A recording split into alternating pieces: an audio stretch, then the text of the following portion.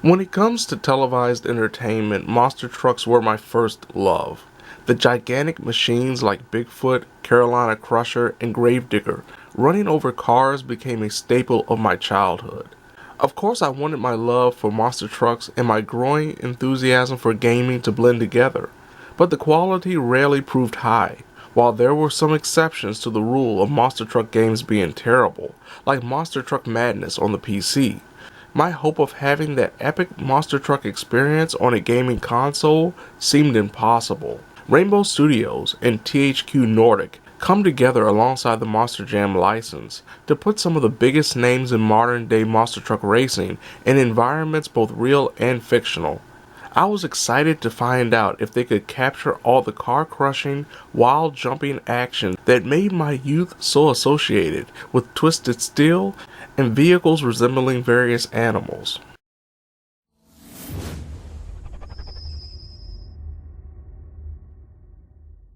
Monster Jam Steel Titans does a great job at appearing beefy at first glance, but it's truly a hollow experience, especially in regards to completion.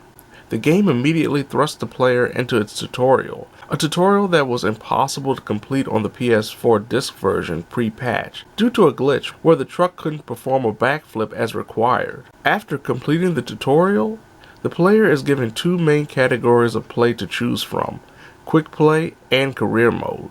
Quick Play is as expected, with the player being able to take part in a variety of low-stakes, one-off events like head-to-head racing or time destruction.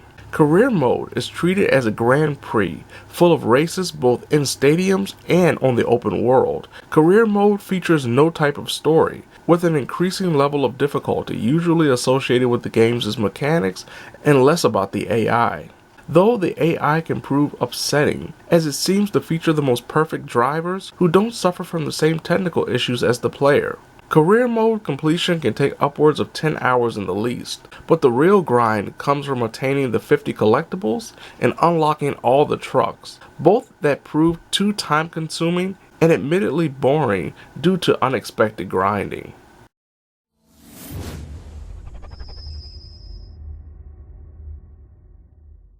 Monster Jam Steel Titans doesn't lie to the player by trying to present itself as a simulator, going with a more arcade approach, right down to the presentation, as the first thing introduced to the player is some of the more insane things a truck can do, like backflipping off steel containers, spinning off two wheels to reset the truck on all fours, and soaring like an eagle. Rainbow Studios have done an impressive job in crafting each truck from an aesthetic perspective, especially when the truck body starts to come apart during a particularly wild encounter, and wild is what the player will experience most of the time, due to the game's physics. Easily the biggest flaw regarding the game is its physics. Each truck is incredibly light in terms of control and bouncing, as the player will undoubtedly witness unbelievable flips and unwarranted rollovers that can ruin a race. While playing more will allow the player to understandably adjust to the physics, there will be many a time when the game decides to do the seemingly impossible with a truck coming off a minimal jump by sending it spiraling forward. Each truck can be upgraded via points gained by completing activities and stunts, but other than speed and acceleration, a majority of the upgrades don't change much. For example, upgrading Monster Mutt saw the truck become more unstable in terms of bouncing and tire traction than it was at its base level. These upgrades would appear to be needed to keep up with the ever-increasing AI difficulty in Career Mode, but the game is inconsistent in terms of difficulty, especially in the latter stages of the mode. The points used to upgrade each truck are also needed to unlock a majority of the trucks locked at the start of the game. Some of the less popular or newer trucks on the scene are unlocked by completing certain stages of Career Mode by placing high in the rankings of each event. But if the player wants Maximum Destruction or Blue Thunder, expect to spend a lot of time grinding for points, as they are drip fed to the player and the truck prices are exorbitant. While getting 1200 points for a first place freestyle may sound like a lot, a truck of Gravedigger status will cost 40,000 points. The decision to lock so many trucks behind the wall of grinding is shocking. There are also quite a few presentation issues, including destructible elements like crushed cars having pre-rendered designs, and items like thin flagpoles or trees being able to stop a truck in its tracks. Easily the worst offender in regards to poor presentation decisions is also attached to career mode.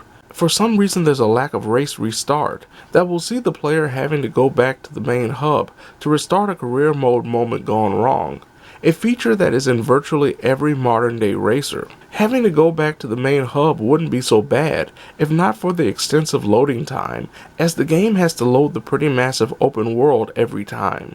One of the biggest knocks against the game is definitely the lack of online multiplayer, another given feature in racing games omitted here. Thankfully, local multiplayer does exist with the split screen option. With so many issues and bad decisions associated with this game, it should be a perfect game to avoid, but there is definitely a level of fun to be had if a player isn't worried about unlocking everything, finishing career mode with the best ranking, or cares about more realistic physics.